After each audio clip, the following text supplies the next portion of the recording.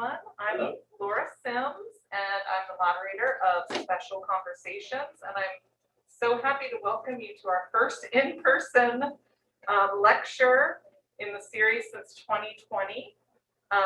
We're also virtual today. We're hybrid, so thank you for coming in person or virtually. I'm very excited to have Tenisha Malcolm with us today. It's Earth Day, and this is just kind of a happy coincidence. I actually did not plan this, but she's the perfect guest for Earth Day. She is the director of the Cities program at the Nature Conservancy NJ, and she's going to be talking about centering nature in cities. So it's, like I said, it's a perfect coincidence. Before we hear from Tenisha, I'll tell you a bit more about her. Tenisha Malcolm joined the Nature Conservancy NJ as Director of Cities Programs after almost a decade of work as a program manager, community organizer, and fundraiser for several nonprofit organizations. She is deeply committed to centering community in all she does. In her current role, Tenisha is focused on helping NJ cities become more climate resilient. That's certainly a concern for us here in South Orange and everywhere in the state, country, and world. So a very important job. Please join me in welcoming Tenisha Malcolm. That's okay. Good afternoon, everyone. I am honored to be here. Good afternoon. Good. How are you? We've got one more in-person guest. This is very exciting. I'm just honored to be the very first speaker for your in-person series. Post-COVID, I think it's safe to say that, although we're still dealing with the circumstances, be it what it may. Just grateful to be here in person, and it really is serendipitous that we are doing this on Earth Day, which is exciting. So happy Earth Day, everyone. I start most importantly first, if you want to click, I'm going to get some help over here with that attitude of gratitude. Just thanking again everyone for coming in person. Special thanks to my friend Keisha Miller, who extended the invitation to me by way of her colleague. I'm so grateful for her to have us here on today. So first and foremost, we will start with a quick test. Like, I don't know if there's anyone virtually watching or even our friends here in person. Who knows who the Nature Conservancy is? Ever heard of it? Are you familiar with the organization? What they do, where, and why? And I'm getting some head shakes here. I don't know. I've heard of it. I get some mail information. Wonderful. I've heard of it, yes. Wonderful. Anyone else virtually? Anybody out in the virtual world know who the Nature Conservancy is? I know Michael is keeping a close eye on the chat, and we'll shout if there's any answers to that question. And I'll get into it further around who the Nature Conservancy is for the purposes of not having to say the Nature Conservancy every time. For short, just so you know, I'm going to say TNC, which is our acronym.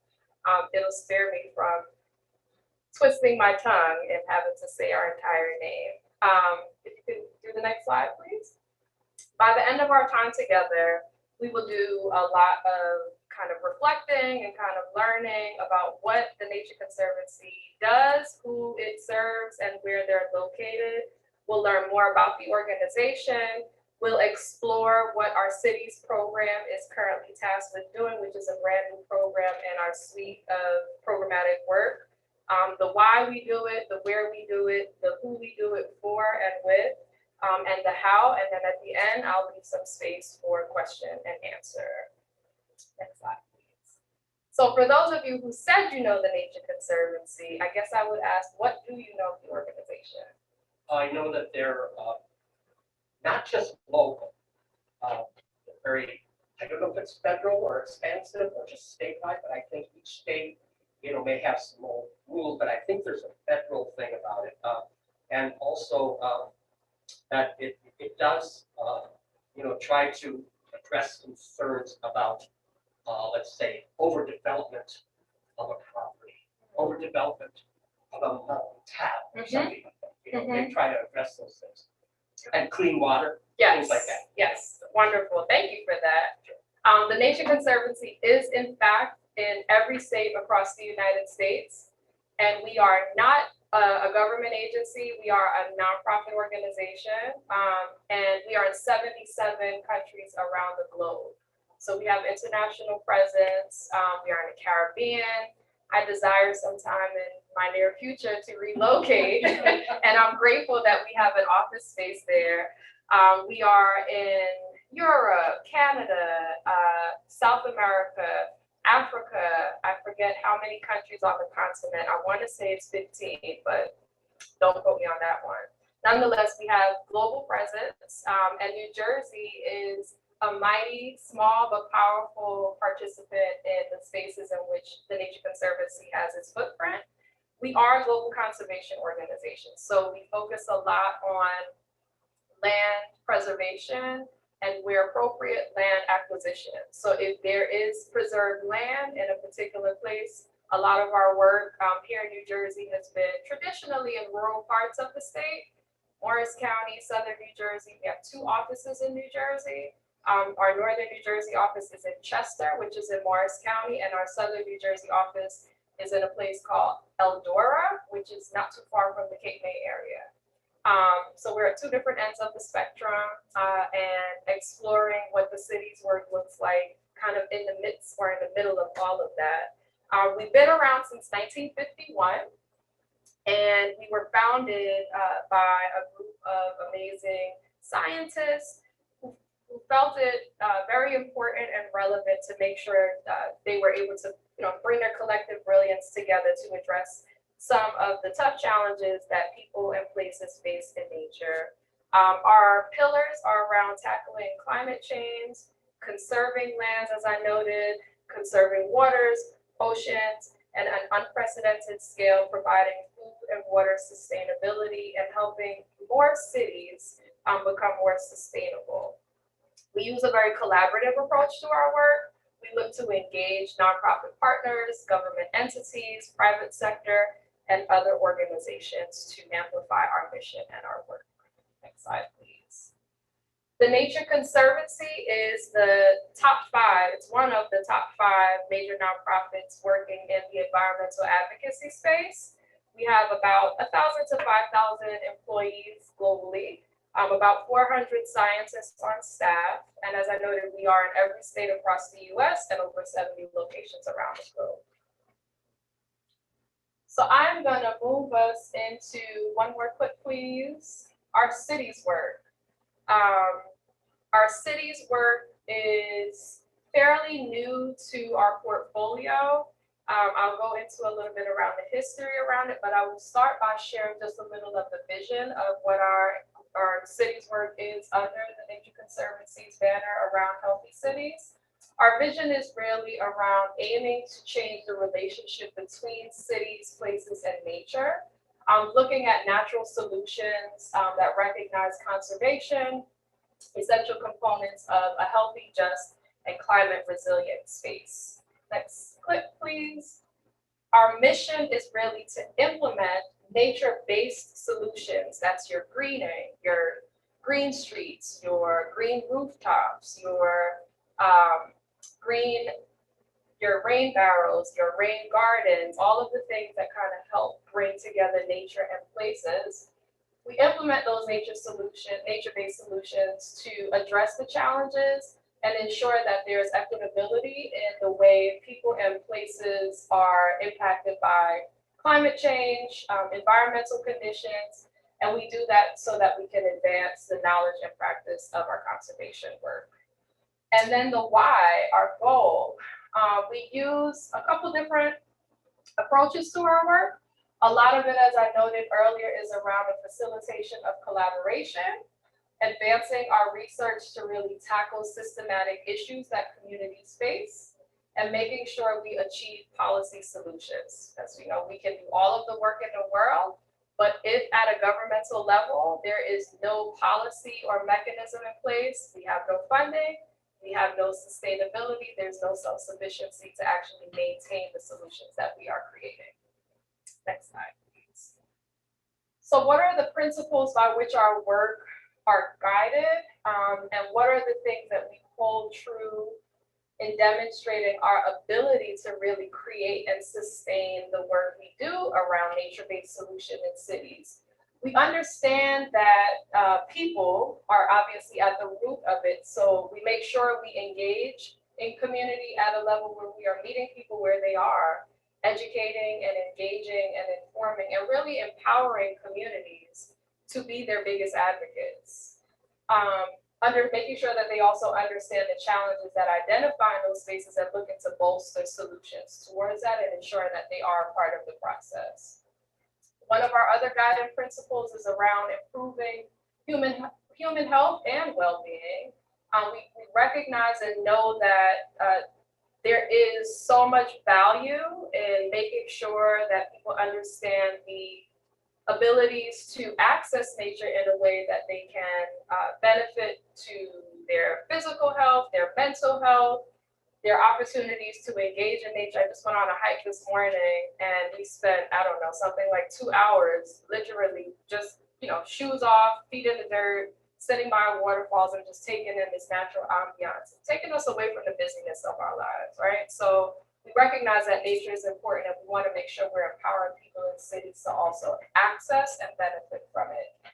And then the last kind of guiding principle and way in which we guide our work is around building cross-sector coalitions, making sure that we are building those seats at the table to engage all stakeholders and constituents to be a part of that long-term change in that space. Next slide, please. I'm actually going to skip this one. Next slide. So before I even move on, are there any questions? Just ran through a lot, from the history to an organization, to the cities, to the access, to who's involved and why involved. Any burning questions? And again, I don't know if there's any in the chat. Anyone in the room? Yes. Are there any initiatives to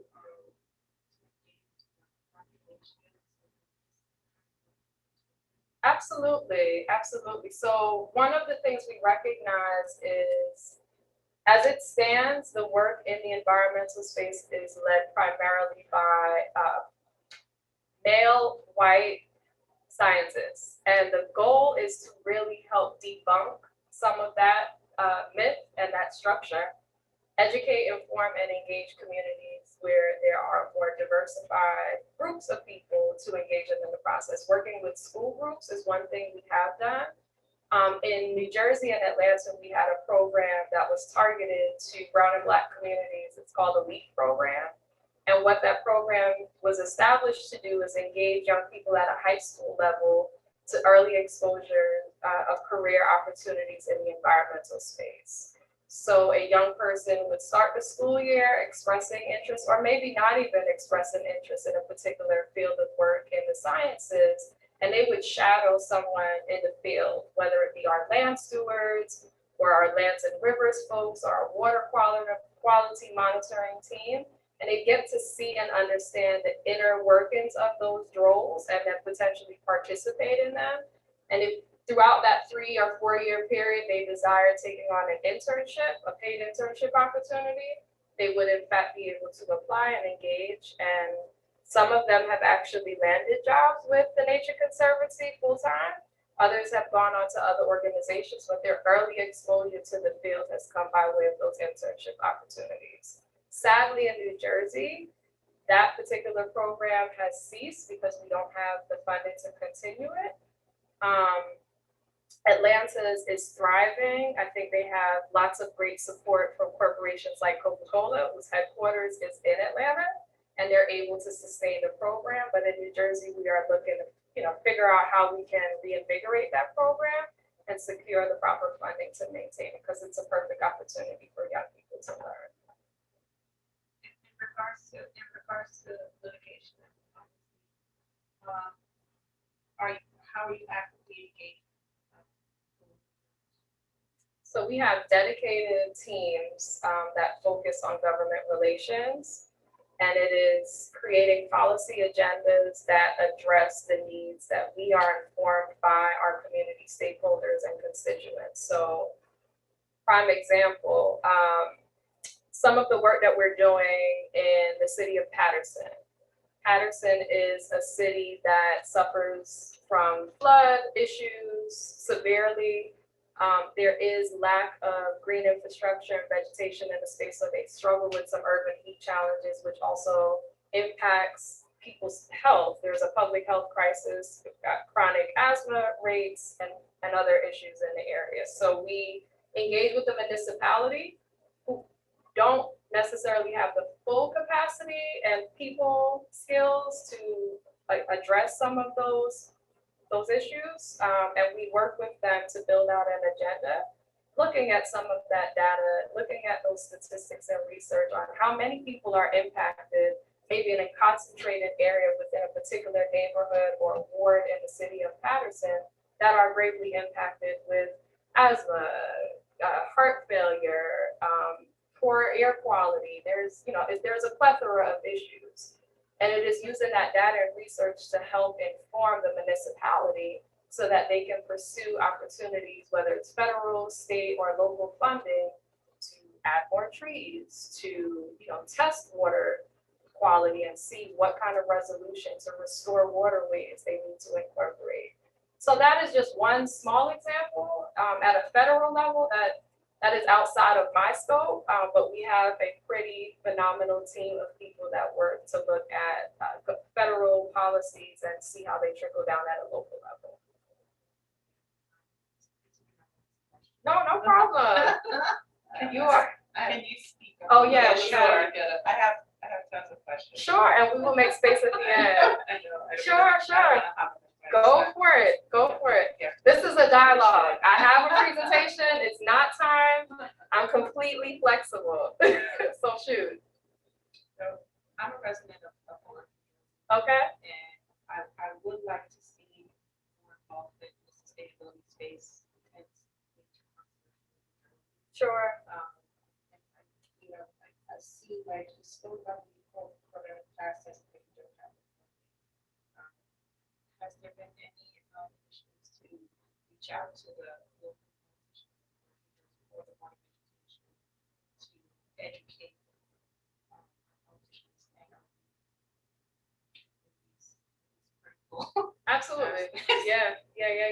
So we currently are not engaged with Orange as much as I would like for us to. There's opportunity for us to do that. The city's program in New Jersey is fairly new. It's still in, I would say, infancy stage.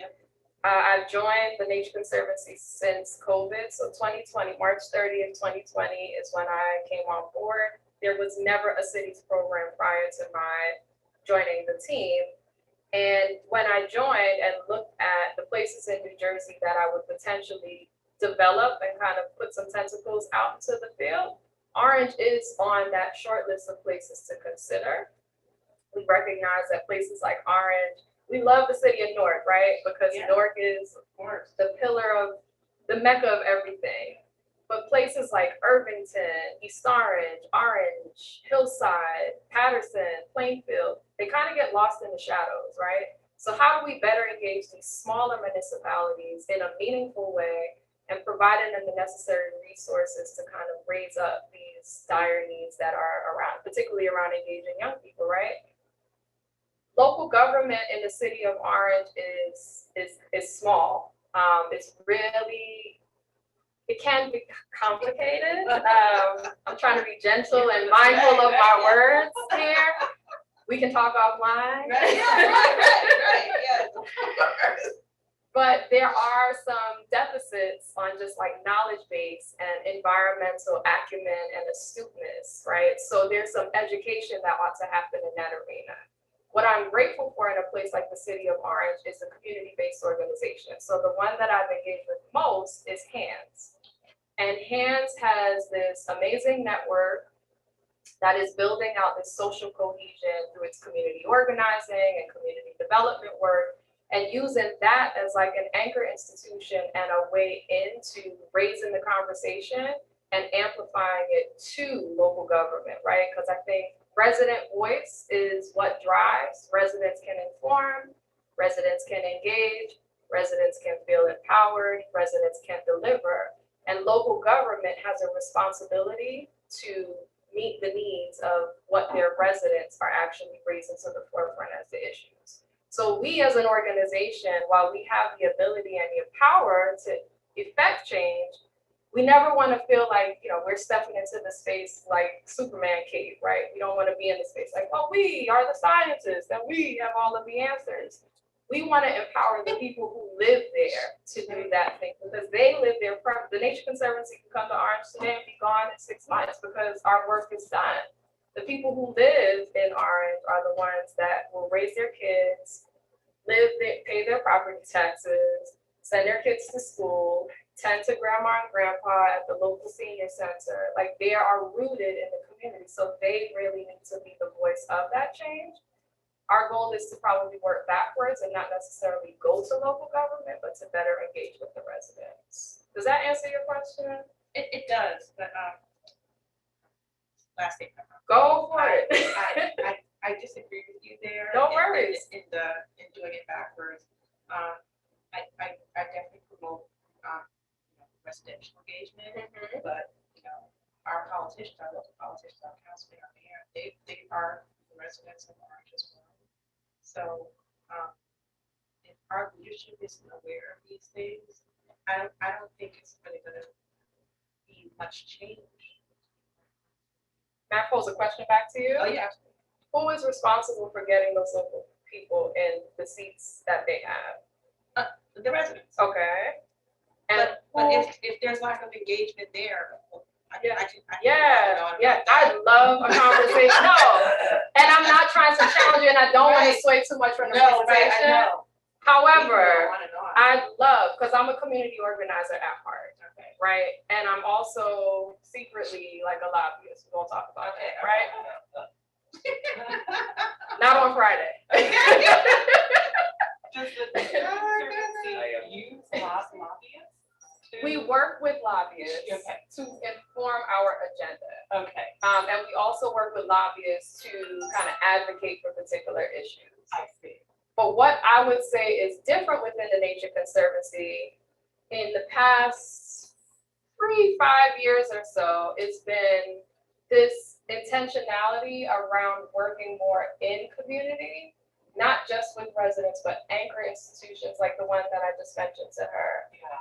To surface and kind of crop to the top, what are these issues that people are facing in community and how can we help as a science-based organization to use data, research, statistics, all of those things to kind of justify why local government leaders should be paying closer attention to these things, why local government leaders should be securing funding from a state, county, federal level in order to implement solutions, right? There's a lack of information sharing. There's a lack of knowledge around what the issues are. And then there's this default kind of excuse of, well, we don't have any money.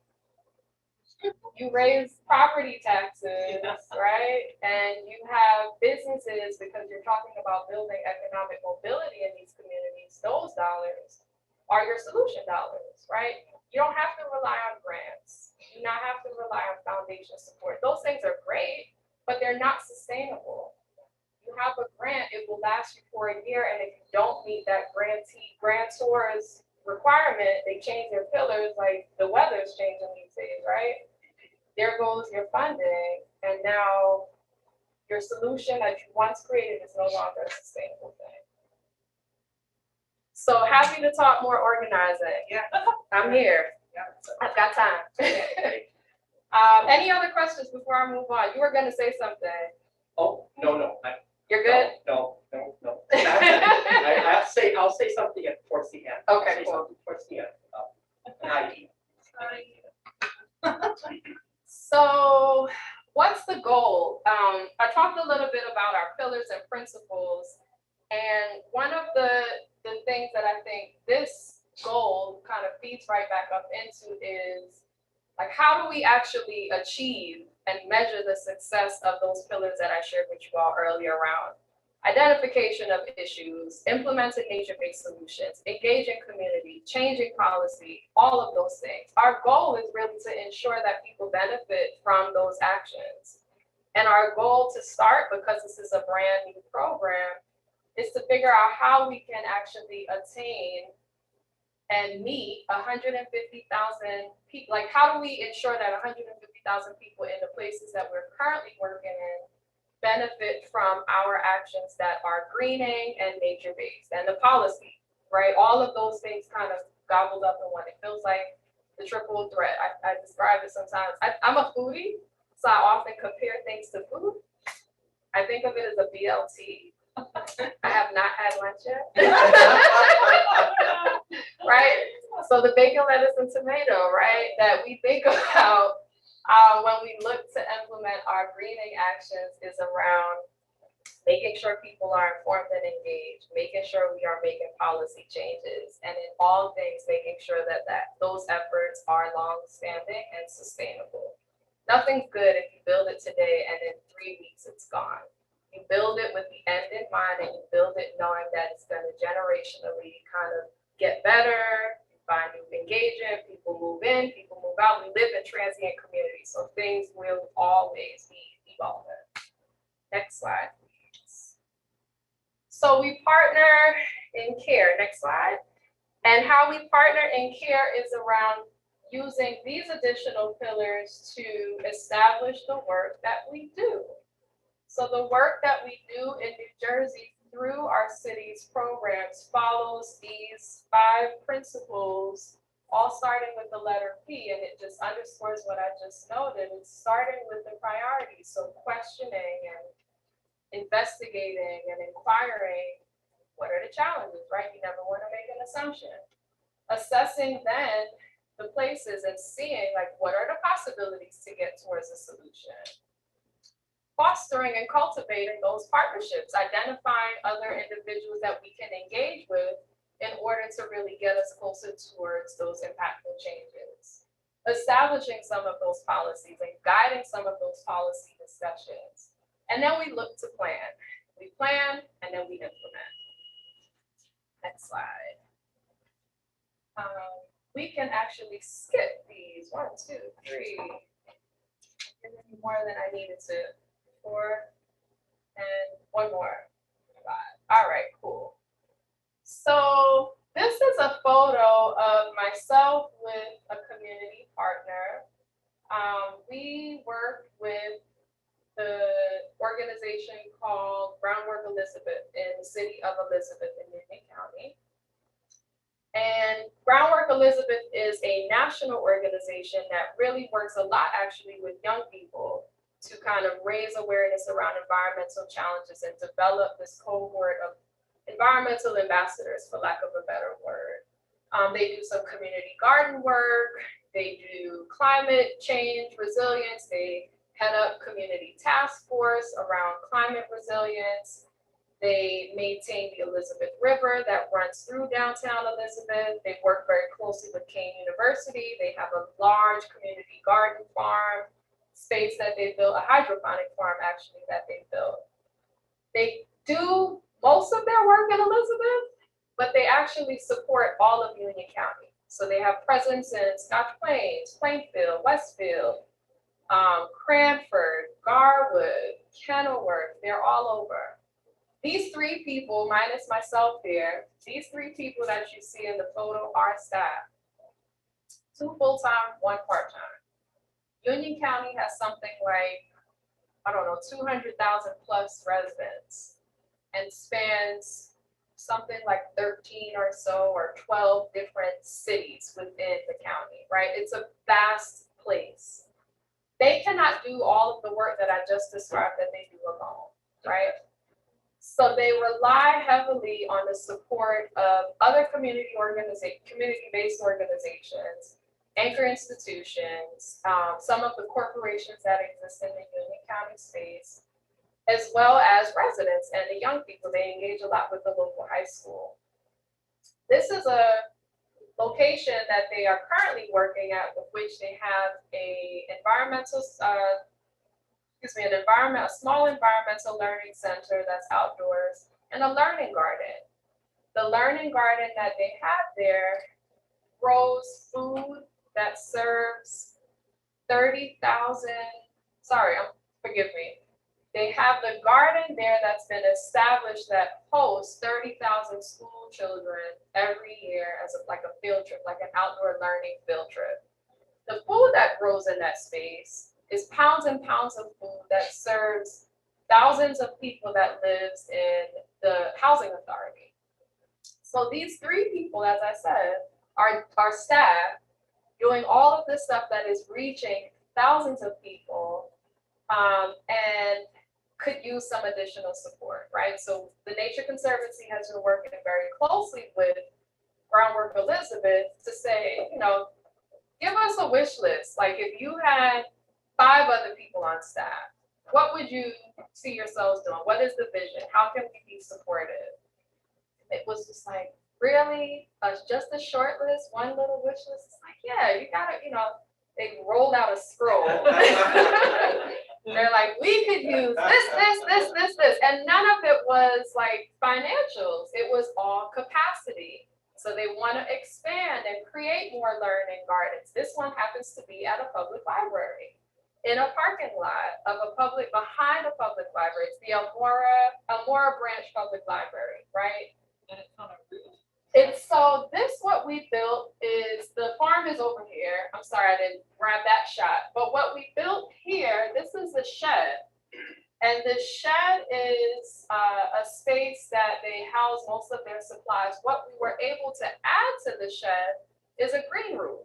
So up here on both sides are succulents, shrubs, some perennials, flowers, I think there's some pollinators in there as well. It's a mix. And what this shed has been able to do is to help kind of cool the space. This space is surrounded with pavement. The greenest thing that's there is the garden that they have there, right? So one of the things we were able to look at in helping them design this demonstration space is what the temperatures are like in this area. How can we support addressing some of the urban heat issues that exist in this area by using some data collection to kind of inform that? So we measured the temperature on a really hot day. We measured the temperature on a day where it was like kind of hot, but not extremely hot. Got a variety of temperatures to kind of gauge, like if we are to add more vegetation and more green in the space, how do we reduce the temperatures that address some of these public health issues that you all are experiencing? This particular area on the grounds of the library tends to be a space that floods because the pavement is not leveled. It's on an angle, it doesn't pitch. Water tends to collect in the spaces. It impacts the garden from growing because it's too saturated. All sorts of challenges that are comprehensive. So the building of this shed with a green roof not just keeps the place cool, but it also captures water. It absorbs a lot of the water in the space. So this was 2020. And I think when they last did a measurement of the temperatures, it was something like in that specific vicinity, it was something like on a really hot day, the highest would be like 98 degrees. So we monitored it, but we had some young people who they had on board for the summer, just monitor, take a quick check of the temperature. After I think like a 3-4 month period, they saw it slowly kind of reduce. And they found that the space is not suffering from the flooding in the parking lot area as it did, because this is capturing gallons of water per week. They have a big old rain barrel that they're able to have the water kind of pitch down on, and they use that water to be filtered and then water the garden that supports the many people that live in the housing authority. So I share this picture and I share this story just as a way to show, like, these are the possibilities of what greening can look like in cities. It's a small action, but it's making a mighty impact. In this are the pillars of all of the things I described. We assess the situation, right, in a place. We are able to foster a partnership with a group that's doing some very specific work. We're able to talk to people who live in the area to see if this is something that they're finding of a benefit and of a value to them. We're able to engage young people. We've engaged local government. to figure out like, how can we replicate this? How do we scale this? How could we bring a green roof project to every facility and space in the city of Elizabeth, whether it be a library, whether it be a school, whether it be your housing stock, right? Like, how can we amplify this? So there is some slow policy mechanisms being developed, but nonetheless, here is a demonstration and an example of how all of those pillars and tenets come together to make a longstanding impact, one little project at a time with multiple people at the table. Yes. I sort of think of nature as more natural than the nature conservancy. I grew up in the Bronx, in a very urban parks and parks. Okay. We could walk to really green and the gorgeous, and I love to go there. Farm and really.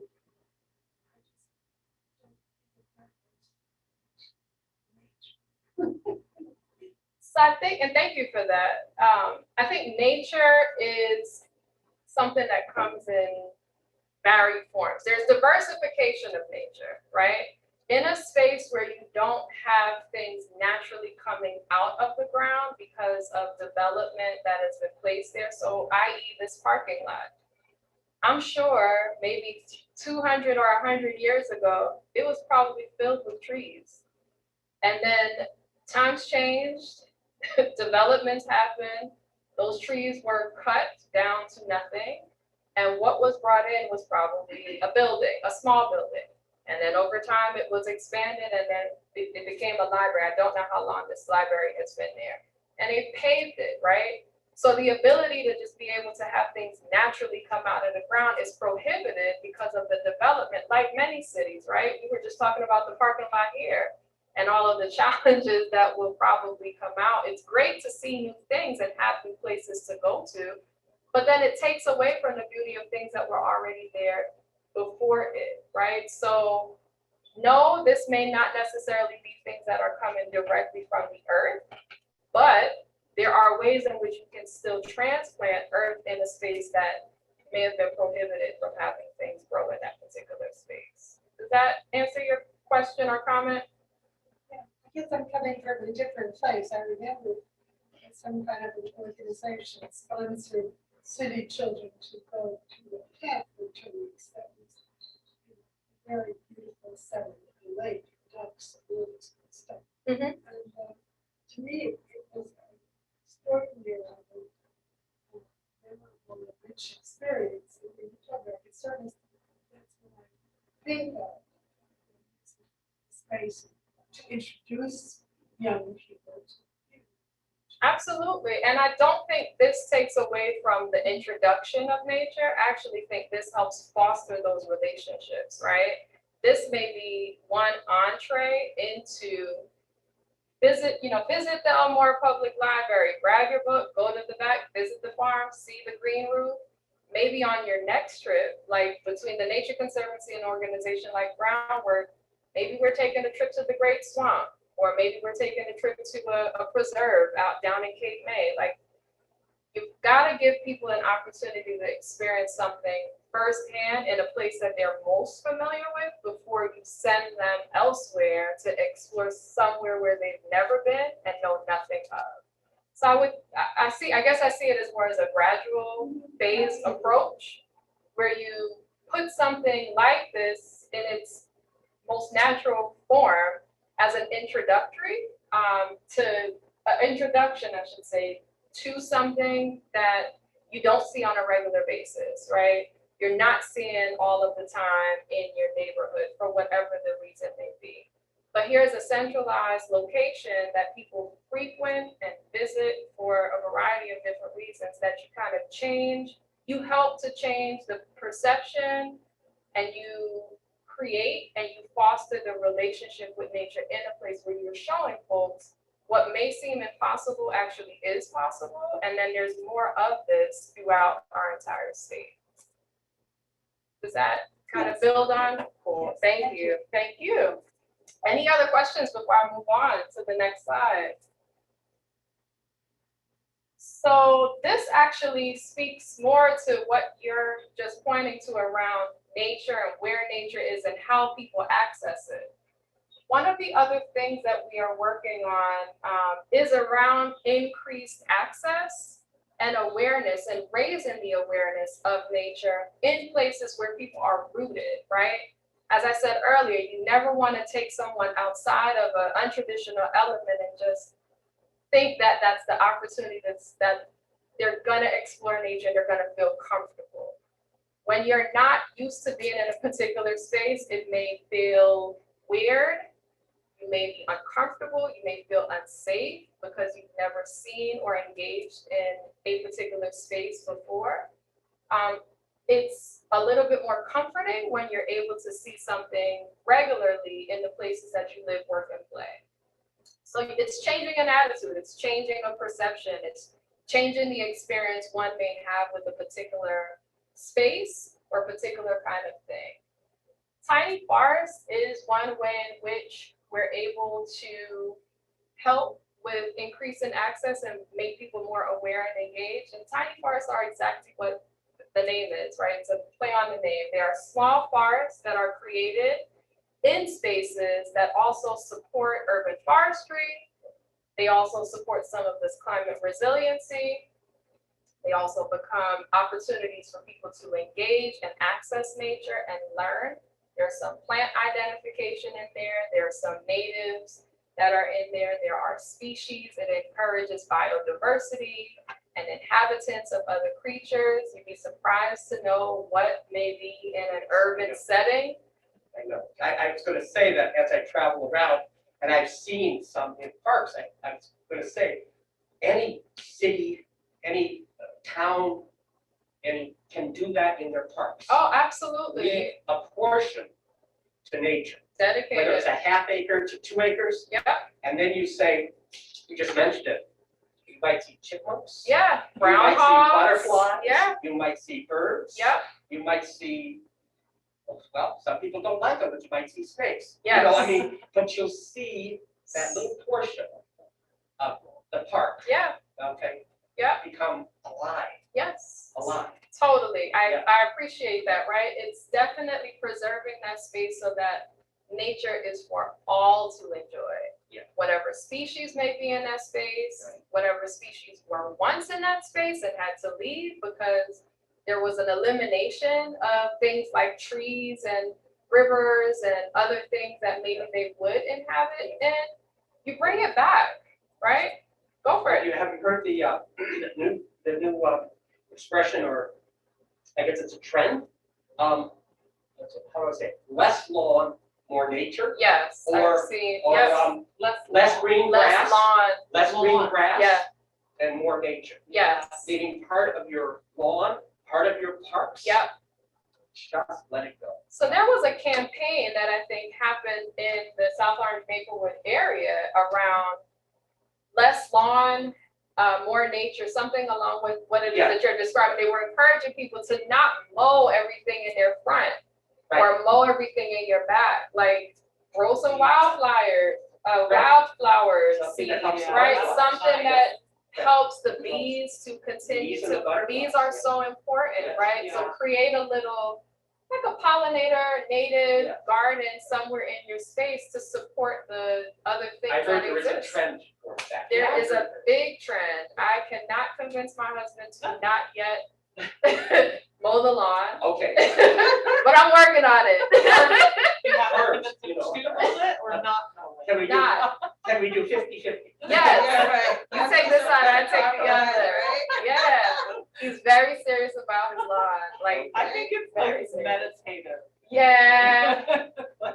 It could very well be, but like this tree, this tiny forest is, it serves multiple purposes, right? It is this confined space that, it's not a huge thing. Tiny forest is exactly what it is. It brings forestry, urban forestry in spaces that are already compacted with other things. So it can be a learning garden. You can create a maze out of it. Kids can learn more about species of trees, the longevity, the survivability of a tree. We can talk about some of the animals that benefit from these types of tree And canopies. wildflowers are beautiful. Wildflowers They are are lovely, right? So this is another example of, again, changing the perception. If anything that you don't get out of today's conversation, the one thing that I'm hoping that this discussion will kind of spark some kind of thought in your mind is around perception, connectivity, and access. There are important things that help people feel like they are a part of nature rather than feeling like nature is some far thing that you have to go explore 2 hours away. It's right in your backyard. Knowing that you have access to it is up to an individual to commit to say, okay, let me see what this is about, right? It's just a willingness to try something new and inform yourself about what the possibilities of what that could look like. And it's beautiful. It changes your mood. It's a place in which you can go in fellowship. You can go in a space like a tiny forest and sit and read a book. You can go in a tiny forest and sit and meditate. You can silence your mind. We're all busy doing everything, right? These are green spaces in which you can find respite and relaxation, rejuvenation, recalibrate, all of those things. And they're long-standing. So a tiny forest may be here in a space like what you see, contributing to a small open park space. And if there's a larger park or some pocket park that's being developed in an area, you can transplant, right? And turn these trees that are once in a tiny forest and support an urban forestry effort. So you have greater and more trees. Next slide, please. So again, I think this just underscores all that I've already said around making that connection with people and nature. And strengthening the connection with the natural world so that all thrive, nature and people thrive. This is a picture actually of my daughter with a colleague of mine learning about salamanders in a local preserve that the Nature Conservancy actually stewards and maintains in Wayne, New Jersey. It's not too far outside of Patterson. It's called High Mountain. It is about a 20-minute drive or so here from the library. And not only do we steward and maintain the space, but we have developed programming for people to come out and enjoy. This young lady was actually no longer at the Nature Conservancy, but was there for about 2.5 years. Her job was to figure out what the water quality was like and how the natural amphibians that were on this reserve were surviving. So she was doing a salamander count at one point, invited my daughter and I, who's 14, to come out in the field and identify where the salamanders were congregating, really, and even seeing if there was any correlation with the river restoration that was done in the space, and if it was having an impact on the increase of amphibians, particularly salamanders, that were showing up in the space. So just thought it was a cute kind of, didn't realize that people were out here counting salamanders. I learned so much from my coworker, and my daughter did as well. And these are opportunities in which we really like to bring back so that more young people can engage, because for her, at the time she was 13, she had no idea that counting salamanders and putting the water in a tube and shaking it up and seeing if the water was healthy or not was impacting or making the salamanders sick or strong, or creating their reproductive. Making us sick. Exactly. Exactly. You got it. So that was, again, just a kind of cutesy tip that I thought you'd share, and also encourage you to visit High Mountain if you're ever out on trails. It's not too far from here. There's ample parking. There's lots of signage. It's a great learning space, and it's a fairly flat terrain, some incline, but a good place to get out and visit.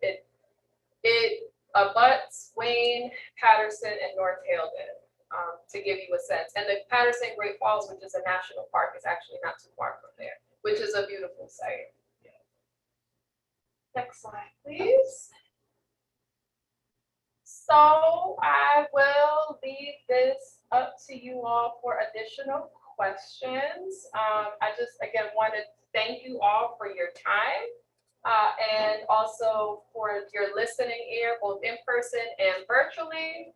Covered quite a bit around access and the importance of being kinder and safer to the community. I'm sorry, to the outdoor spaces in our community and outside of our community. Making sure that we are putting nature first. Nature provides so much to us in ways that I don't think we often think of.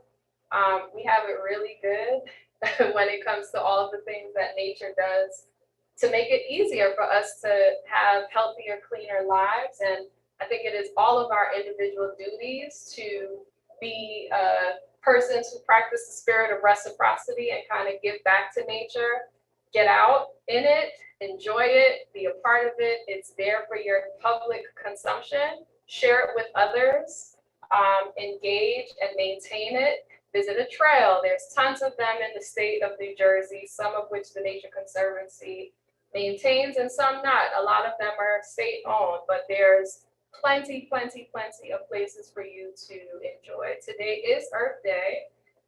We have a trail right up the hill in South Mountain that's walking distance from here. Spend a minute to just stroll through. There's a beautiful falls in there, Hemlock Falls. It's a great place to just sit and take in the beauty and luster of what nature has to offer. So happy to contribute on today. Thank you so much. Yeah. More questions, if there are I like any. that photo at the end with the youth that you had with the youth. Oh, yes, You're doing things that are good for the future as well as today, indeed. because you have to think of the children, what are they gonna have when we're gone? You know, what will the, grandchildren have when we're Yep. gone? Yep. That kind of thing. Yeah, I think nature amplifies that whole intergenerational experience, right? And it's something that all can enjoy. Right. It's building a platform for young people, but also creating opportunities for young people to get out with people of other age groups and engage in an activity where they're all learning. Thank you. And I also have something controversial to say. Go for it. No, it's a balancing act in cities and towns. Yes. But, how do I want to say, weed killer and mosquito spray doesn't just kill weeds or mosquitoes. Yep. It kills a lot more than that. Indeed. So it is hard in a town or city not to spray for mosquitoes, but Right. it also kills other things as well. Yeah. So It's quite toxic. it's real controversial or sensitive. Yeah. And Yeah. weed killer too. Yeah. But not just kill weeds. And leaf blowers. Leaf blowers. Oh. Oh, yeah. Yeah, I know. It's like as soon as spring starts. Oh, You Yeah. have that here. You have too? Oh, yeah, we're just down the road. Yeah. Miserable. I was chatting with a friend a few weeks ago and she was sharing that her and her neighbors are actually campaigning. Yeah. No leaf blowing before a particular hour and no Yeah. leaf blowing after a particular hour. Yeah. Because it was just a mess. The Oh. sound, the Smell. smell, the diesel. toxin of Oh, yeah. what they're fueling the leaf Sure. blowers with. It's just like, adding pollutants to Yeah. pollutants that we already don't have a handle on That's true, taming, that's true. right? So they've limited, it's almost like, leaf blower restrictions. Okay. Something that other towns should potentially look Yeah. into. Maplewood just banned them. Oh, really? They did, yeah, it just passed. But apparently it's tricky because then the companies can sue the town and say, we don't have the money to replace all of our diesel blowers Oh, with my electric blowers. goodness. And so but they did pass a ban. So this is where policy comes in, right? This is, this is where That's a in your policy budget, you have some money for rates. Pass out the That's a rate. Here, pass out the policy. rates. I Yeah. love the rate case. It's therapeutic. Good. Thank you. Thank you so much for Thank you. coming. Okay. Appreciate you. Thank you. Any other questions? Okay, take care now. Bye-bye. Be Bye-bye. well. Stay Take safe. care. Bye-bye. Well, thank you so much, Tanisha. Oh, That was no, wonderful. no worries. This was great. Yeah. Thank you for having appreciate Thank it. you all for coming. Yes, and, appreciate it. Feel free to, I'll be here. to talk. Absolutely, I will Yeah. be here. Just a note that we'll be back next Thursday at 7 p.m. in person again to hear local author Rebecca Hardiman talk about her novel Good Eggs. And she'll be talking about what it's like to write this funny and moving multi-generational novel. So, and that'll be in person too. Cool. But thank you all. Thank you. Thank you. Thank you. Thank you for coming.